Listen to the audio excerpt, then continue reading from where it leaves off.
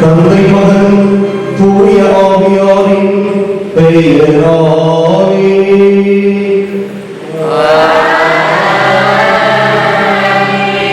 நம் ஆண்டவராகிய இயேசு கிறிஸ்துவின் அருளும் கடவுளின் அன்பும் தூய ஆவியாரின் நட்புறவும் உங்கள் அனைவரோடும் இருப்பதாக.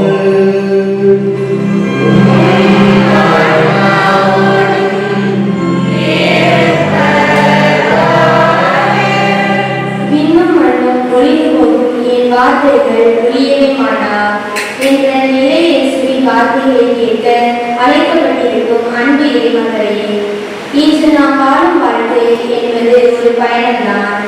யாரும் இவ்வுலகில் நிரந்தரமாக தங்கிவிட முடியாது. வழிபோக்கர் போல சில காலம் தங்கி பின் விண்ணக வாழ்வை நோக்கி பயணிப்பதுதான் நம் வாழ்வின் நோக்கம். விண்ணக வாழ்விற்கான ஒரு முன்னோட்டம் தான் இவ்வுலக வாழ்க்கை. இன்றைய வாசகங்களும் நமக்கு இறுதி நாளில் நிகழவிருக்கும் அடையாளங்கள் பற்றி எடுத்துக் கூறுகின்றன. முதல் வாசகத்தில் நாம் இவ்வுலகில் வாழும் வாழ்க்கைக்கேற்பவே நமது விண்ணக வாழ்வு அமையும் என்று இறைவாக்கினர் தானியேல் எடுத்துக்கிறார். ஒருவேளை நாம் பாவம் செய்தாலும் நம் பாவங்களுக்கான கழிவாய் நம் இயேசுவின் கல்வாரி வழியே என்பதை இரண்டாம் வாசகத்தில் சுட்டிக்காட்ட முடிகிறது. இதுவரை தம் துன்பங்களோடு மட்டுமே இணைக்கப்பட்டிருந்த மாநில மகன் என்ற பெயர் இன்றைய நற்செய்தி வாசகத்தில் வெற்றியுடனும் மாற்றியுடனும் இணைக்கப்பட்டிருக்கின்றது. மாநில மகன் தம் வல்லமையை வெளிப்படுத்தும் இந்நிகழ்வு இயேசுவின் இறுதி முறையாக பார்க்கப்பட்டுள்ளது. இத்தகைய சவாலான நாள்களில் நம் உள்ளம் சோர்ந்து போகாமல் இருக்க இறுதி நாள்களை எதிர்கொள்ள நாம் தயாராக இருக்க வேண்டும். இயேசுவின் மதிப்பீடுகளான அன்பு, அமைதி, உண்மை, சகோதரத்துவம், நீதி போன்றவற்றை கடைபிடித்து வாழ்பவர்களுக்கு இறுதி காலம் பற்றிய பயம் இருக்காது. இயேசு காட்டும் வழியில் வாழும் காலத்தை பொறுப்புடன் பயன்படுத்தும் வரம் வேண்டி திருப்பலியில் வேண்டுவோம். ஆன்மீக சகோதர சகோதரிகளே, நாம் திருவுலகின் நினைவாக நம்மீது தெளிக்கப்படும் தமது படைப்பாகிய தண்ணீரை புனிதப்படுத்தி அருளுமாறு நம் கடவுளாகிய ஆண்டவரை கெஞ்சி மன்றாடுவோமாக. அவரே நமக்கு உதவி அளித்து நாம் பெற்றுக்கொண்ட தூய ஆவிக்கு உண்மை உள்ளவர்களாய் நிலைத்திருக்க அருள்வாராக.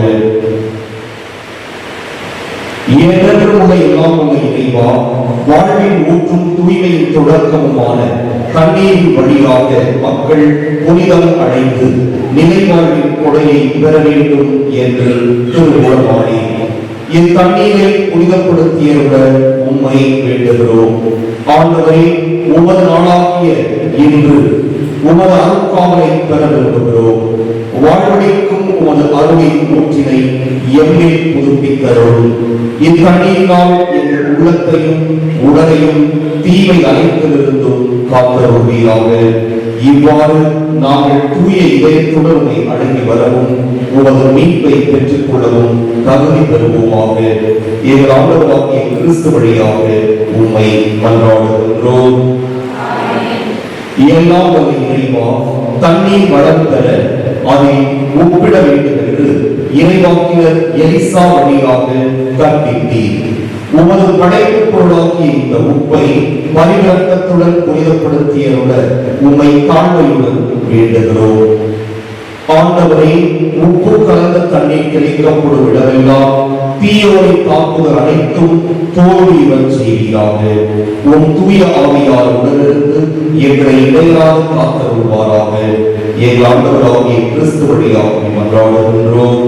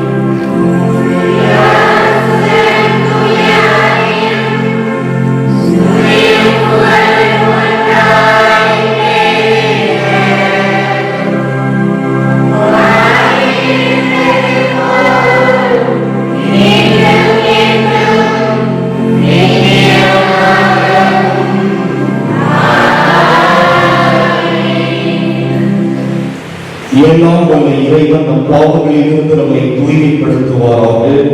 இந்த நற்கருணை கொண்டாட்டத்தின் வழியாக அவர் தம்முடைய ஆட்சியின் விருந்தில் பங்கு கொள்ள நம்மை தகுதி பெறச் செய்வாராக.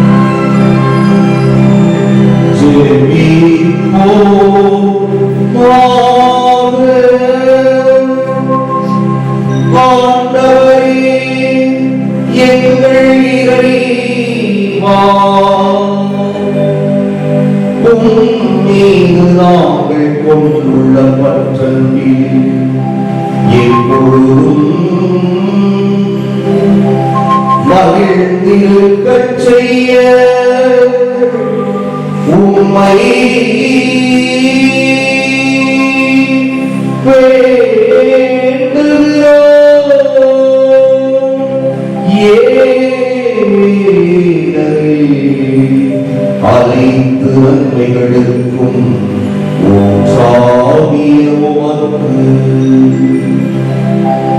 நாங்கள் என்றும் பணிபுரிவதால் முடிவில்லா முழுமையான மகிழ்வை பெற்றுக் கொள்வோமாக.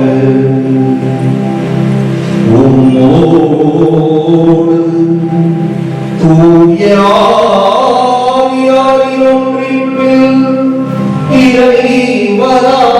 இறைவனாய் என்றென்றும் வாழ்ந்து ஆட்சி செய்கின்ற அவர் வழியாக உம்மை மன்றாடுகின்றோம்.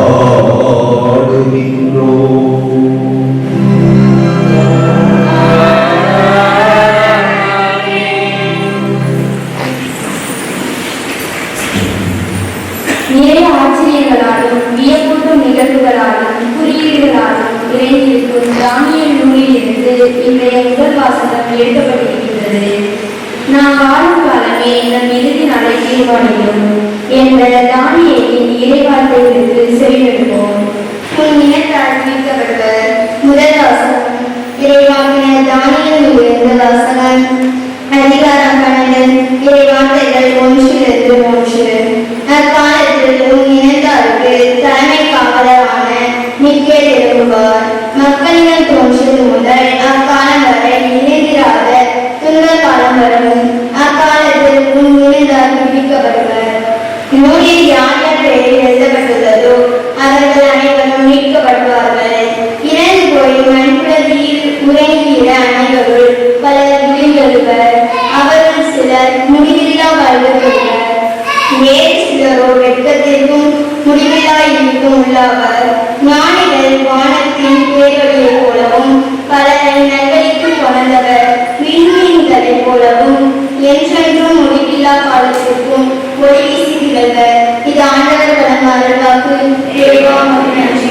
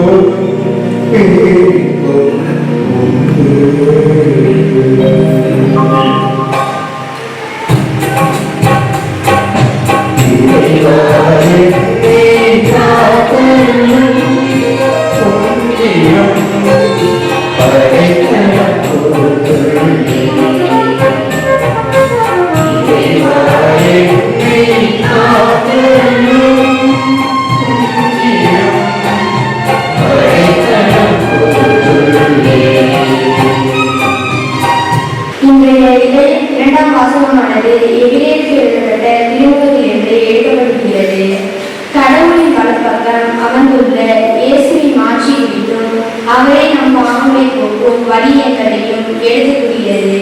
இவ்வார்த்தைகளுக்கு செவிமடுப்போம். ஒரே வழியினால் நெஞ்செஜைக்கும் நிறைவுள்ளவராக்கினார். 2ஆம் வாசகம். எபிரேயருக்கு எழுதப்பட்ட திருமுகத்திலிருந்து வாசகம். அதிகாரம் 10 இறை வார்த்தைகள் 11 14 மற்றும் 18. சகோதர சகோதரிகளே, ஒவ்வொரு பொருளும் நாள்தோறும் இறை ஊழியம் புரியும் போது மீண்டும் மீண்டும் அதே வழிகளை செலுத்தி வருகிறார். அவையோ பாவங்களை ஒருபோதும் போக்க இயலாதவை. ஆனால் இவர் ஒரே வழியை பாவங்களுக்காக என்றென்றைக்கும் என செலுத்திவிட்டு கடவுளின் வலப்பக்கத்தில் அமர்ந்துள்ளார். அங்கே தம் பகைவர் தமக்கு கால்மனை ஆக்கப்படும் வரை காத்திருக்கிறார். தாம் கூறியவராகியவர்களை ஒரே வழியினால் என்றென்றைக்கும் நிறைவுள்ளவராகினார். எனவே பாவமன்னிப்பு கிடைத்த பின் பாவத்திற்கு கழுவாயாக செலுத்தும் வழி இடமே இல்லை. இது ஆண்டவர் நல்வாக்கு.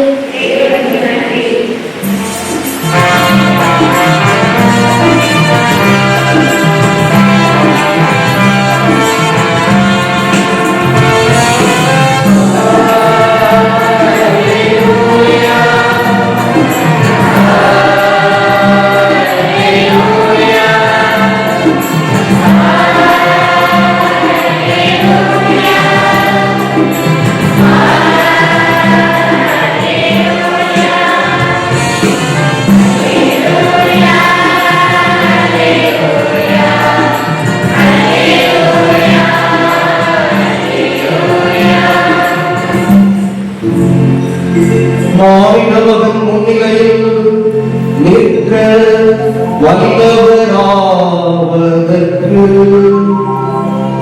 எப்பொழுதும் விழிப்பாயிருந்து மன்றாடுங்கள். அல்லேலூயா.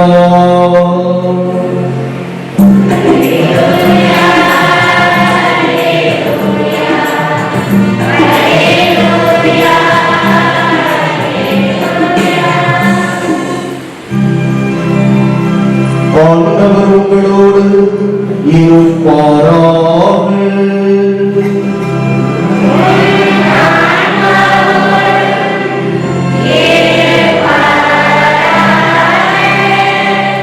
மார்க்கு எழுதிய தூய நற்செய்தியிலிருந்து வாசகம்.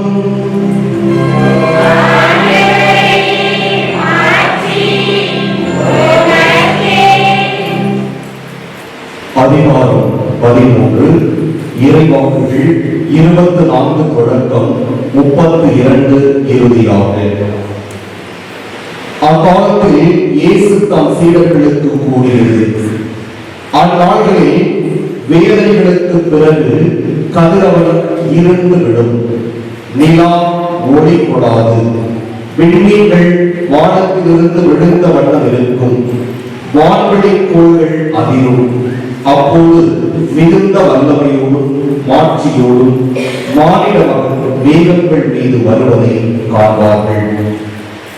பின்பு அவர் வானதூதரை அனுப்பி அவர்கள் மண்ணுலகில் 1 கோடியிலிருந்து விண்ணுலகில் மறு கோடி வரை 4 திசைகளில் இருந்தும் தேர்ந்தெடுக்கப்பட்டவர்களை கூட்டி சேர்ப்பார். அத்தி மரத்திலிருந்து ஒரு உண்மையை கற்றுக்கொள்ளுங்கள்.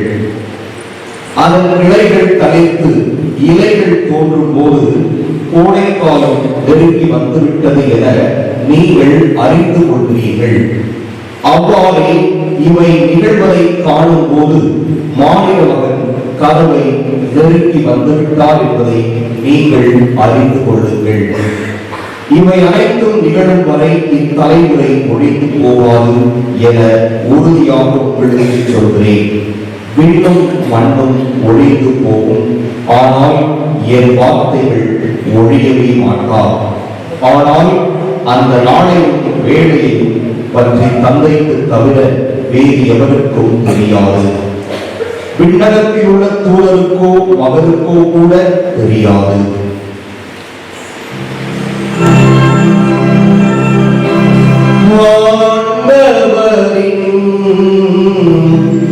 அருள் வாக்கு.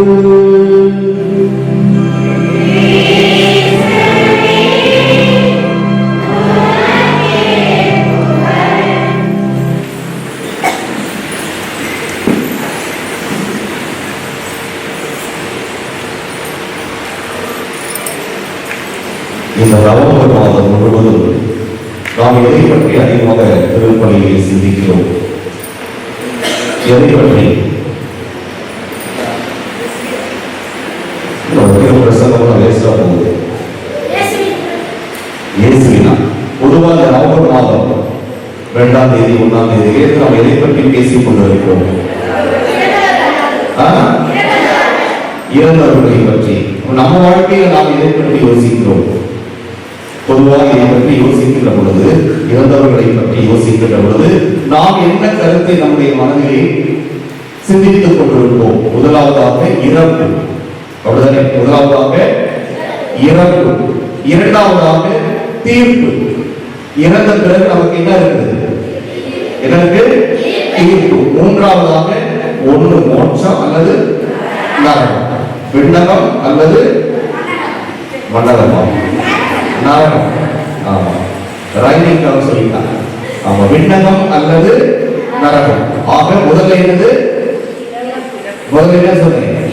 இறப்பு. இரண்டாவது தீர்ப்பு. மூன்றாவது மோட்சம். அதுதான் சொல்றாங்க, நரகத்தை தான் சொல்றாங்க. சொல்லும்போது கூட என்ன சொல்லல? மோட்சத்தை சொல்லல. மூணாவது மோட்சம் அல்லது நரகம். இந்த தீர்ப்பு எதுவோ அப்படித்தான் மோட்சமா நரகமா என்பது பற்றி நமக்கு முடிவு வரும். ஆக இந்த மூன்றை பற்றியுமே எந்த மாதத்திலே நாம் அதிகமாக யோசிக்கிறோம்? நவம்பர் மாதத்திலே நாம் அதிகமாக யோசிக்கிறோம். Very good. அதனால இந்த இறப்பு, தீர்ப்பு, மோட்சமா நரகமா, நம்முடைய வாழ்க்கையிலே எது நமக்கு கிடைக்கும், இவற்றை பற்றியெல்லாம் யோசித்துக் கொண்டிருக்கிறோம். இது ஒரு பக்கம் ஏற்பட்டது. இன்றைக்கு யார் வீட்லயாவது ஒரு சாவு, வயசானவங்க செத்து போயிட்டாங்க அப்படின்னாக்க அவ்வளவா ரொம்ப அழுது ஓல விட்டு புலம்புவதெல்லாம் ரொம்ப குறைவா இருக்கும். இருக்காதுன்னு சொல்ல முடியாது, கொஞ்சம் குறைவா இருக்கும். ஆனால் நிறைவாக ஒரு 90% இருக்காது. ஆனால் குறைந்த வயதிலே ஒருவர் இறந்துவிட்டார் என்றால், அல்லது ஒரு விபத்திலோ அல்லது நோய்வாய்ப்பட்டோ ஏதோ ஒரு வகை தற்கொலையிலோ யாராவது ஒரு வகை ஏதாவது ஒரு வகையிலே இறந்து விட்டார் என்றால் அந்த வீட்டுக்கு ரொம்ப கூட்டம் கூடும். ஆக அந்த வீட்டார் அப்படியே மார்பை தோலை அடிச்சுட்டு அழுதுருப்பாங்க. அப்ப இந்த வயசான பாட்டிமாரெல்லாம் போய் என்ன செய்வாங்க? அவங்களுக்கு என்ன செய்வாங்க? ஆறுதல் சொல்லுவாங்க. Very good. என்ன சொல்லுவாங்க? ஆறுதல் சொல்லுவாங்க. அழுகிறவங்களுக்கு அணைச்சிட்டு அவங்களுக்கு தன்னுடைய மனதில் இருக்கின்ற அந்த நம்பிக்கை வார்த்தைகளை, ஆறுதல் வார்த்தைகளை எல்லாம் சொல்லி அவர்களுக்கு ஆறுதல் அளிப்பார்கள், அவர்களை தேற்றுவார்கள். உண்மையிலேயே அந்த மாதிரி துன்பத்தில் இருக்கும் போது ஒரு சில பேர் நல்ல ஆறுதலாக, உண்மையிலேயே கரிசனையாக, அன்போடு பேசுகின்ற வார்த்தைகள் அவர்களுக்கு நிச்சயமாக ஆறுதலை தரும். அதில் எந்த மாற்றமும் இல்லை. எனவே துன்பத்தில் இருப்போருக்கு, இழப்பிலே இருப்போருக்கு ஆறுதல் தருவது நம்முடைய வயதான தாத்தா, அதில் குறிப்பாக பெண்கள் அதிகமாக ஈடுபடுவதை நாம் பார்த்திருக்கிறோம். அந்த ஆறுதல், அதை பற்றி தான் இன்றைய வாசகங்கள் நமக்கு சொல்லுகின்றன. முதல் வாசகத்திலே பார்க்கிறோம், அரசன் ஒருவன், கிரேக்க பேரரசன், மக்களை எல்லாம் மிகவும் அடிமைப்படுத்தி ரொம்ப துன்புறுத்தான். எனவே அவ்வாறு அவர்கள் துன்பத்தை அனுபவித்து நிறைய பேர் தன்னுடைய உயிரை அந்த அரசனால் அவர்கள் இழந்து தவித்துக் கொண்டிருந்த வேளையிலே நம் தந்தையாகி இறைவன், நம் ஆண்டவர், நம் கடவுள் யாவே இறைவன் அவர்களுக்கு ஆறுதல் தரும் அந்த வார்த்தைகள் தான் இன்றைய முதல் வாசகமாக நமக்கு கொடுக்கப்பட்டிருக்கின்றன. ரொம்ப அருமையா சொல்றார் பாருங்க. அக்காலத்தில் உன் இனத்தாருக்கு தலைமை காவலரான மிக்கேல் எழுப்புவார். மக்களிடம் தோன்றியது முதல் அக்காலம் வரை இறுதியாக துன்பக்காலம் வரும். நல்லா பாத்துங்க, துன்பக்காலம் வரும். அடுத்து சொல்றாரு, அக்காலத்தில் உன் இனத்தார் விடுவிக்கப்படுவர். நூலில் யார் யார் பெயர் எழுதப்பட்டுள்ளதோ அவர்கள் அனைவரும் மீட்கப்படுவார்கள். நூலில், அதான் ஜட்ஜ்மெண்ட், தீர்ப்பு. சொன்னேன்ல, இறப்பு. அடுத்து என்ன சொன்னேன்? தீர்ப்பு. நூலில் என்னது? புத்தகத்தில் யார் யார் பெயர் எழுதப்பட்டிருக்கிறதோ அவர்கள் மீட்கப்படுவார்கள். அதனால இப்ப அந்த அரசனுடைய அடிமைத்தனத்திலே யார் யாரெல்லாம் துன்பப்பட்டுக் கொண்டிருக்கிறீர்களோ கவலைப்படாதீர்கள், உன் இனத்தால் விடுவிக்கப்படுவார்கள் என்று தானியேல் மொழியே ஆண்டவர் அவர்களுக்கு சொன்ன அந்த ஆறுதல் வார்த்தை இங்கே இடம்பெறுகிறது. துன்பத்திலே ஆறுதலாக ஆண்டவரே செயல்படுவதை இன்றைய வாசகம் நமக்கு சொல்கிறது. இறந்து போய் மண் புழுதியில் உறங்குகிற அனைவருள் பலர் விழித்தெழுவர். அதுதான் சொன்னேன், இறப்பு அடக்கம் செய்யப்படுவாங்க, அவர்கள் உயிர் தெழுவர். யார் யாரெல்லாம் யாருடைய பெயர்கள் எல்லாம் அந்த நூலில் எழுதப்பட்டுள்ளதோ அவர்கள் மீட்பு பெறுவர், விண்ணகத்தை பரிசாக பெற்றுக் கொள்வர் என்று ஆண்டவருடைய வார்த்தை சொல்லுகிறது. அவர்களும் சிலர் முடிவில்லா வாழ்வு பெறுவர், நிலை வாழ்வை பெறுவர். மீதி பேரு எங்க போவாங்க? பாதாளம், நரகத்திற்கு செல்வார்கள் என்று சொல்லப்பட்டிருக்கிறது. எனவே சில உதாரணம் கொடுக்கிறார் முதல் வாசகத்துடைய கடைசியில. யார் யாரு?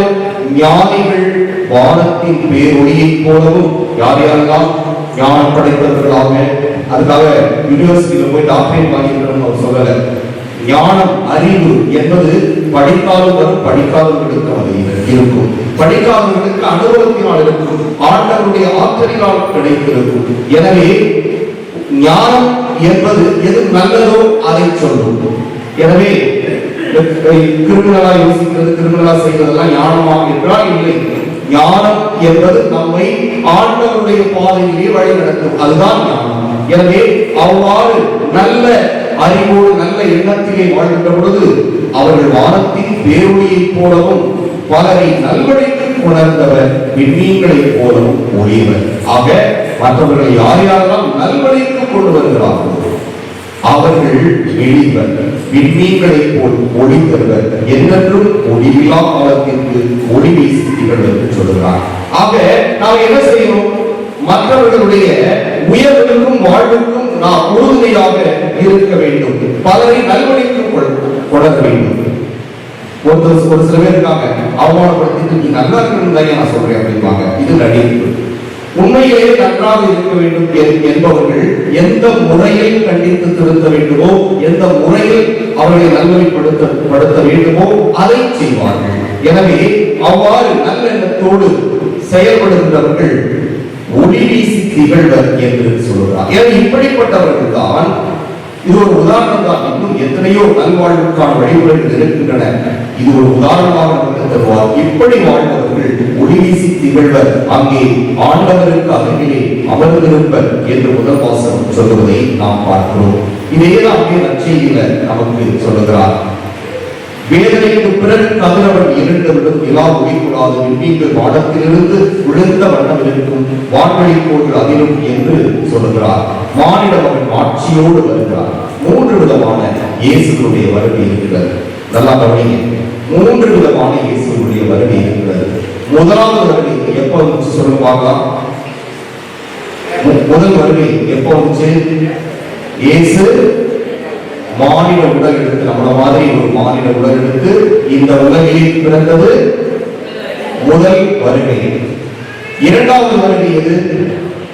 நாம் ஒவ்வொரு முறையும் நம்முடைய அருள் அடையாளத்திலே பங்கெடுக்கின்ற பொழுது, ஒரு குழந்தை திருமுழுக்கு பெறுகின்ற பொழுது, முதல் நற்கருணையை பெறுகின்ற பொழுது, உறுதி பூசல் பெறுகின்ற பொழுது, இப்படி 7 அருள் அடையாளங்களை பெறுகின்ற பொழுது அந்த அருள் அடையாளங்களின் வழியாக ஆண்டவர் நம்மிடம் வரும் வருகை.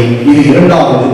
மூன்றாவது வருகை, நாம் இறந்த பிறகு தீர்ப்பு பெற்று விண்ணகத்தை பரிசாக பெற்றுக் கொள்கின்ற பொழுது நாம் அவரை முகமுகமாய் தரிசிப்போமே, அது மூன்றாவது வருகை நம்மை பொறுத்தவரை.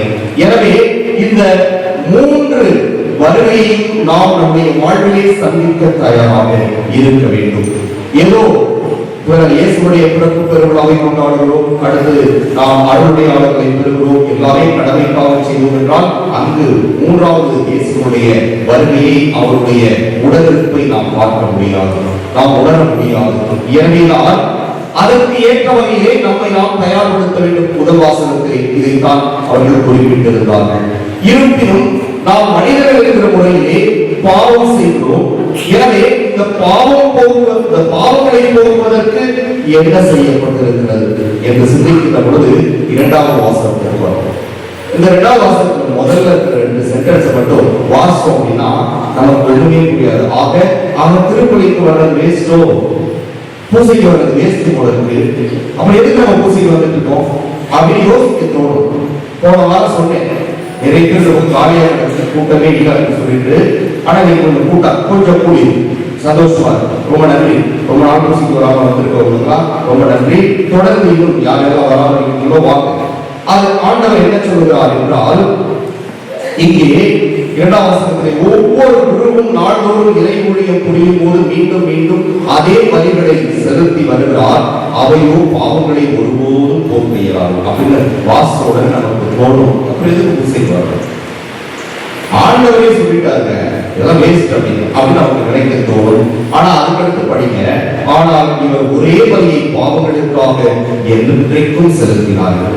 நாம் நிறைவேற்றுகின்ற இந்த பலி அந்த காலத்திலே இருந்த குருக்கள் நிறைவேற்றிய பலி அல்ல. அவர்கள் என்ன செய்தார்கள்? விலங்குகளை பலி செலுத்தினார்கள், பொருட்களை பலி செலுத்தினார்கள். இவ்வாறு பாவம் போக்குவதற்கும் ஆண்டவரை தரிசிப்பதற்கும் அவர்கள் செலுத்திய பலி என்பது இரத்தத்தை, விலங்குகளுடைய இரத்தத்தை வடித்து பீடத்தை செலுத்தி அவர்கள் நிறைவேற்ற பலியாக இருந்தது. அதைத்தான் ஆண்டவர் குறிப்பிடுகிறார். அந்த பலி ஒருபோதும் நம்முடைய பாவங்களை கழுவதற்கு பயன்பட போவது கிடையாது.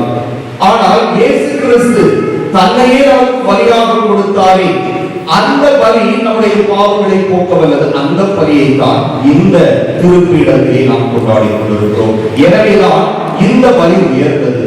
இந்த திருப்பலி தான் உண்மையான பலி. இந்த திருப்பலி தான் நம்முடைய பாவங்களை போக்க வல்லக்கூடிய பலி. எனவே அன்புக்குரிய சகோதர சகோதரிகளே, நம்முடைய பாவங்களுக்காக தன்னையே பலியாக கொடுத்த ஆண்டவர் இயேசு கிறிஸ்துவுடைய பாடுகள், இறப்பு, உயிர்ப்பை தான் இந்த திருப்பலியை நாம் பலியாக ஒவ்வொரு நாளும் கொண்டாடி கொண்டிருக்கிறோம். அவர் நமக்காக பலியானார், நம்முடைய பாவங்களுக்காக பலியானார். எனவே இதை உணர்ந்தவர்களாய் நாமும் அந்த விண்ணக வீட்டை பரிசாக பெற வேண்டும் என்றால் நாம் என்ன செய்ய வேண்டும்? நாம் முதல் வாசகத்திலே சொன்னதை போன்று மற்றவர்களுக்கு ஒளி கொடுக்கும் கதிரவனாக, மற்றவர்களுக்கு ஒளி கொடுக்கும் விண்மீனாக நாம் இருக்க வேண்டும்.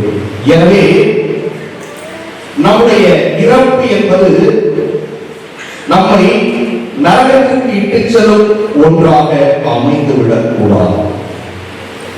எனவே நம்முடைய இறப்பு என்பது தீர்ப்பு நாளிலே நம்மை பார்த்த ஆண்டவர், நீ இயேசுவோடு சென்று அவர் அருகிலே அமர்ந்து கொள்ளும், அதற்கு ஏற்ற வகையிலே இந்த உலகிலே உன்னையே தயார்படுத்திக் கொண்டிருக்கிறார் என்று சொல்லும் அளவிற்கு நம்முடைய வாழ்வானது அமைகின்ற பொழுது அது அர்த்தமுள்ள வாழ்வாக இருக்கும். எனவே அன்புக்குரியவர்களே, நம் ஆண்டவர் இன்று இறப்பை பற்றி எச்சரிக்கிறார். அதே நேரத்திலே நம்முடைய பாவங்களை எச்சரித்து நமக்கு ஆறுதல் தருகிறார். நமக்கு என்ன ஆறுதல் தருகிறார்? நீ பாவம் செய்து விட்டாயா, கவலைப்படாதே, மனம் திறந்து பரவாயில்ல, இதுவரைக்கும் நீ விழுந்து விட்டாயா, எழுந்து நட, விழுந்து கிடக்கிறாயா, எழுந்து நட, உன் கரங்களை பற்றி பிடித்து நான் உன்னை தூக்கி விடுகிறேன், இனியாவது என் கரங்களை பற்றி கொண்டு நீ நடந்தால் நீ என்னோடு பேரிக்க வேண்டிய இருப்பாய் என்று ஆண்டவர் சொல்லுகிறார். ஆமென். எழுந்து விசுவாசத்தை அறிக்கையிடுவோம்.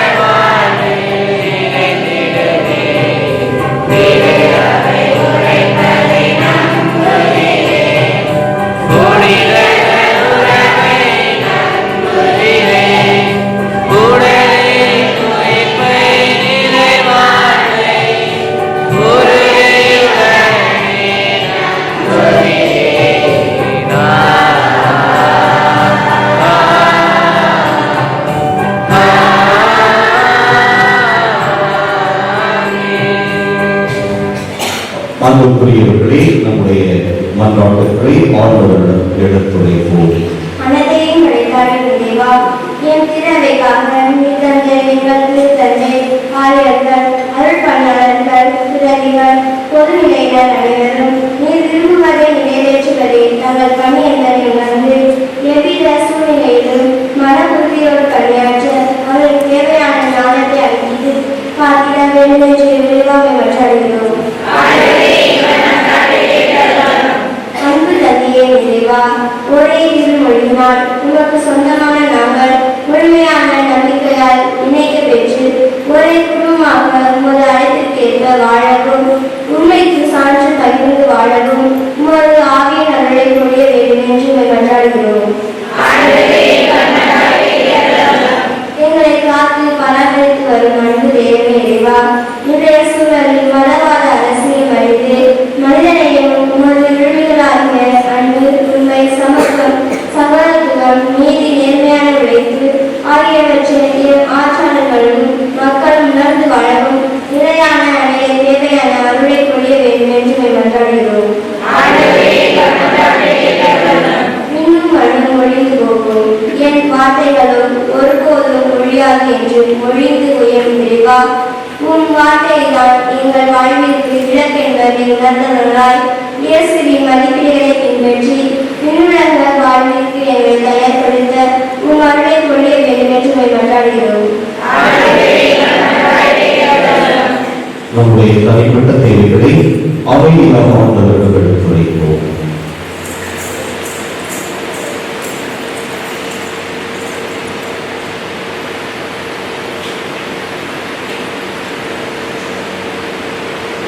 மன்றாடுவோமாக. எங்கள் புகலிடமும் பலமுமாக இறைவா, எங்களிடம் இறை உறவை தூண்டி எழுப்புகிறவர் நீரே. உன்னுடைய மக்களின் உருவக்கமான இந்த மன்றாட்டுக்களை ஏற்று நிறைவு செய்ய வேண்டும் என்று எங்கள் ஆண்டவர் கிறிஸ்து வழியாக மன்றாடுகின்றோம்.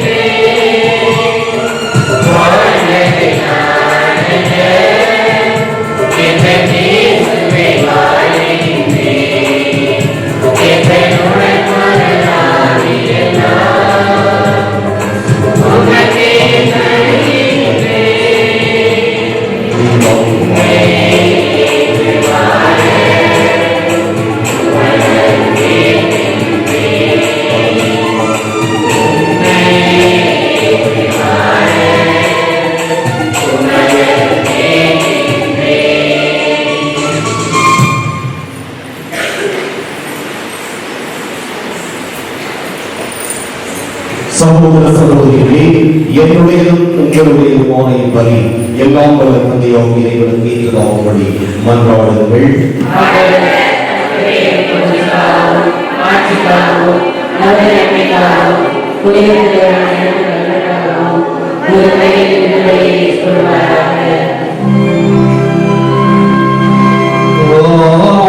ஆண்டவரே, எங்களுக்கு அருள் புரிய உம்மை வேண்டுகிறோம்.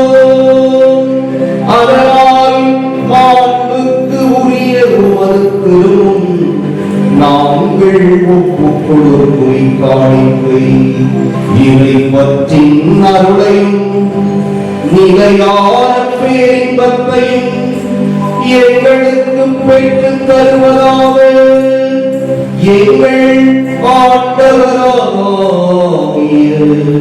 கிறிஸ்து வழியாக உம்மை மன்றாடுகின்றோம்.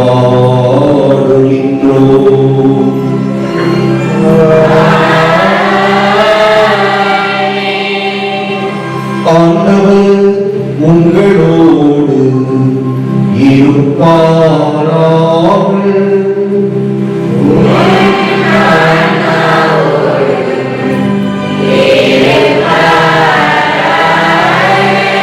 இதயங்களை மேலே எழுப்புங்கள்.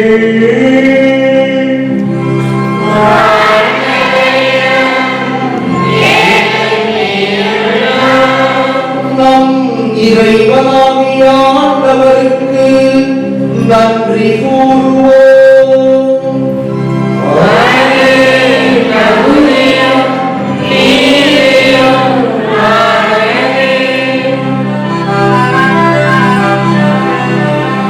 ஆண்டவரே, தூயவரான தந்தையே, என்றும் உள்ள எல்லாம் வல்ல இறைவா, எந்நாளும் எவ்விடத்திலும் நாங்கள் உமக்கு நன்றி செலுத்துவது மெய்யாகவே தகுதியும் நீதியுமாகும். எங்கள் கடமையும் மீட்புக்கு உரிய செயலுமாகும். நாங்கள் வாழ்வதும் இயங்குவதும் இருப்பதும் உம்மிலேதான். இந்த உடலோடு வாழ்வையில் உமது பரிவிரக்கத்தின் பயன்களை மட்டுமே நாங்கள் நாள்தோறும் அனுபவிப்பதுடன்றி இப்பொழுதே நிலை வாழ்வின் பிழையையும் கொண்டுள்ளோம். ஏனெனிலும் ஆவியாரின் முதற்கனிகளை பெற்றுள்ள நாங்கள் பாஸ்கா மறை நிகழ்வின் பயன் எங்களுக்கு என்றும் உண்டு என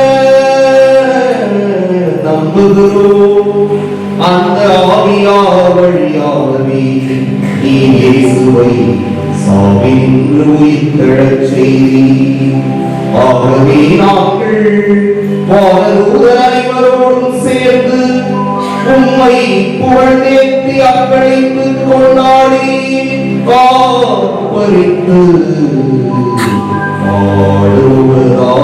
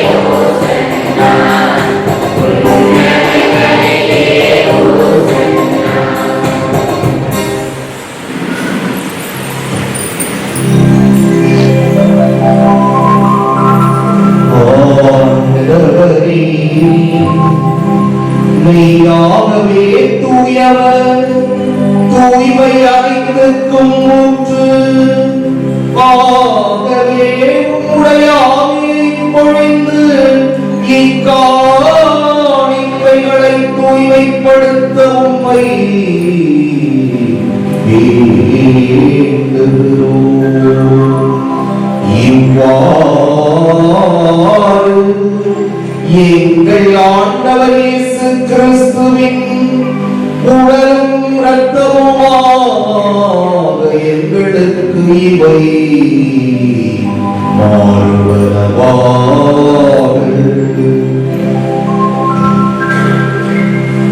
அவர் பாடுபட உடம் கனிந்து தம்மை கையளித்தபோது அப்பத்தை எடுத்து நன்றி செலுத்தி அதை பிட்டு தம் சீடர்களுக்கு அழைத்து கூறியதாவது, அனைவரும் இதிலிருந்து பெற்று உண்ணுங்கள். ஏனெனில் இது உங்களுக்காக கையளிக்கப்படும் என் உடல்.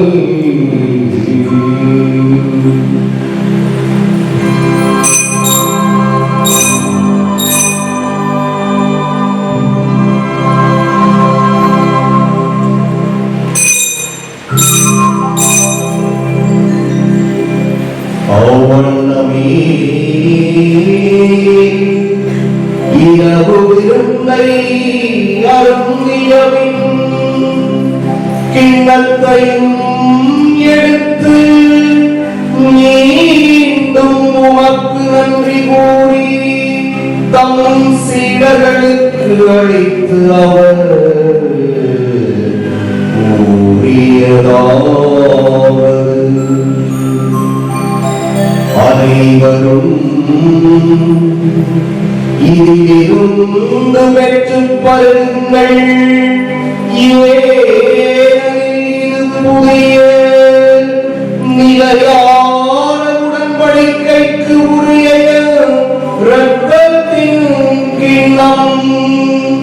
இது பாவமன்னிப்புக்கென்று உங்களுக்காகவும் பலருக்காகவும் சிந்தப்படும். இதை என் நினைவாக செய்யுங்கள்.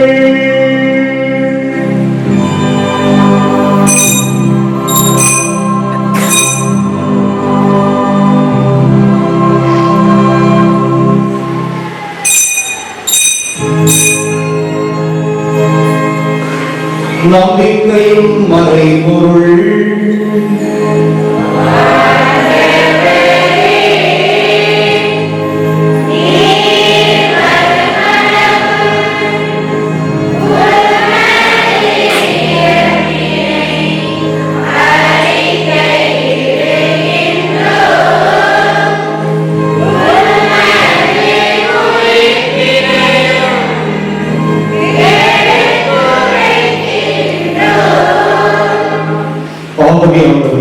கிறிஸ்துவின் இறப்பினை உயிர்ப்பினை நினைவோடு வாழ்வதன் அப்பத்தை மீட்புடைக்கும் கிணத்தை ஒப்புக் கொடுக்கின்றோம்.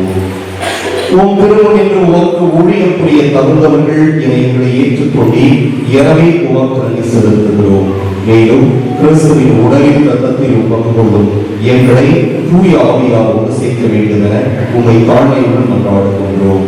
ஆண்டவரே, உலகெங்கும் பரவியிருக்கும் உமது திரு அவையை நினைவு கூர்ந்தருளும். எங்கள் திருத்தந்தை பிரான்சிஸ், எங்கள் ஆயர் சகாயராஜ், எல்லா திரு நிலைகளாக அனைவரோடும் உமது திரு அவையை நிறைவு பெறச் செய்தருளும். மேலும் உயிர்த்தெழும் எதிர்நோக்குடன் தொழில்கொள்ளும் எங்கள் சகோதரர் சகோதரிகளையும் இறந்தோர் அனைவரையும் இரக்கத்துடன் நினைவுகூர்ந்து உமது திருமுக ஒளியினுள் ஏற்றருளும். எங்கள் அனைவர் மீதும் இரக்கமாயும் கடவுளின் கன்னித்தாயான புனித மரியா, அவருடைய கணவரான புனித யோசேப்பு, புனித திருத்தூதர்கள், இவ்வுலகில் உகந்தவராய் இருந்தோராகிய புனித அனைவருடன் நாங்கள் நிலை வாழ்வில் பங்கு கொள்ளும் தகுதி பெற்று உன் திருமகன் இயேசு கிறிஸ்து வழியாக உம்மை புகழ்ந்தேத்தும் வரவருடன் உம்மை மன்றாடுகிறோம்.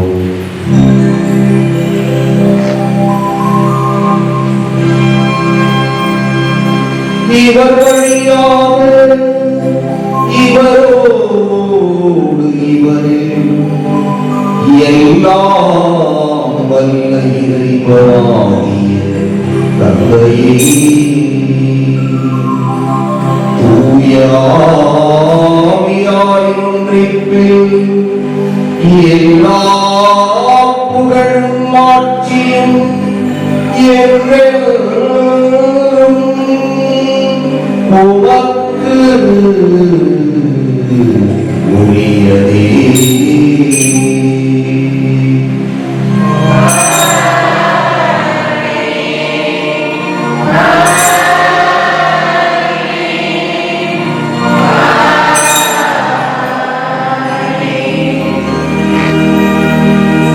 மீட்பரின் கட்டளையால் கற்பிக்கப்பட்டு இறைவழித்திரையால் பயிற்சி பெற்ற நாம் துணிந்து பாடுவோம்.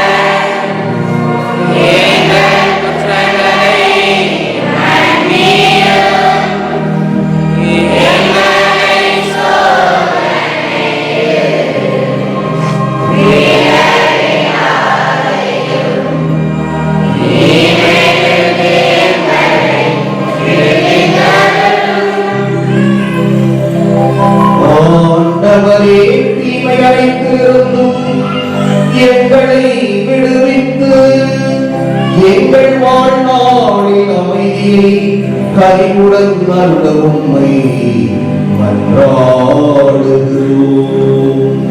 உமது இரக்கத்தின் உதவியால் நாங்கள் பாவத்திலிருந்து எப்போதும் விடுதலை பெற்று யாரொரு கலக்கமும் இன்றி நலமாயிருப்போமாக. நாங்கள் எதிர்நோக்கியிருக்கும் தீர்ப்பதற்காகவும் எம் மீட்பராகிய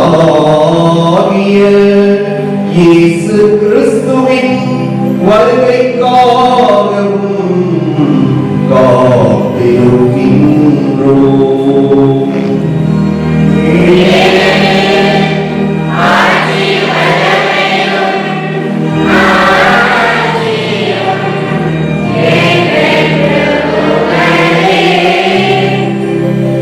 ஆண்டவரே இயேசு கிறிஸ்துவே, அமைதியை உங்களுக்கு விட்டுச் செல்கிறேன், என் அமைதியையே உங்களுக்கு அளிக்கின்றேன் என்று உம் திருத்தூதர்களுக்கு மொழிந்தீர்.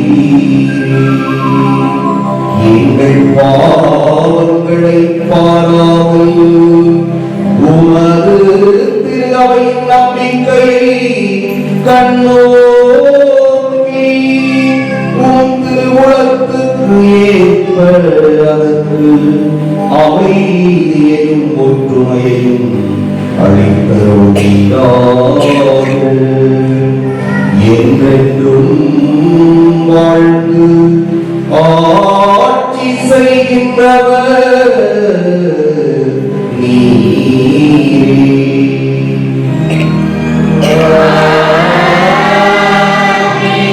ஆண்டவருடைய அமைதி உங்களோடு என்றும் இருப்பதாக.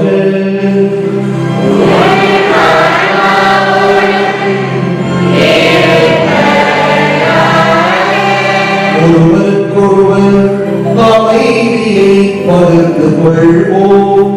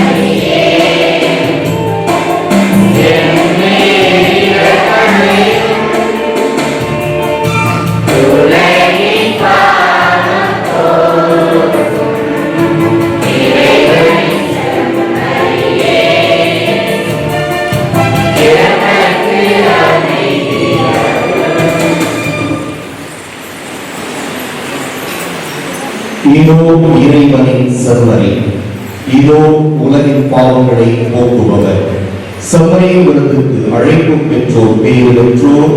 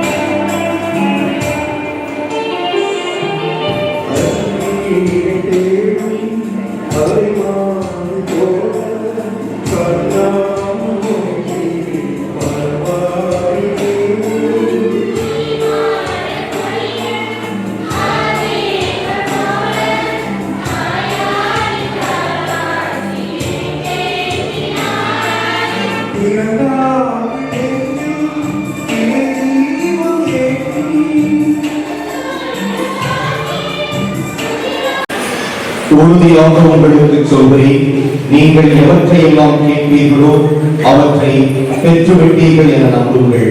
கேட்டபடியே உங்களுக்கு நடக்கும் என்கிறார் ஆண்டவர்.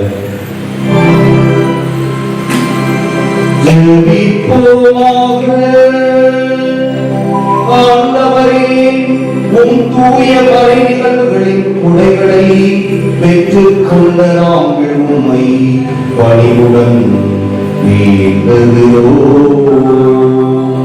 அதனால் தமது நினைவாக நாங்கள் செய்யுமாறு உம் திருமகன் கட்டளையிட்டவை எங்களை அன்பின் வளர்ச்சிக்கு இட்டுச் செல்வனவாக எங்கள் ஆண்டவராகிய கிறிஸ்து வழியாக உம்மை மன்றாடுகின்றோம்.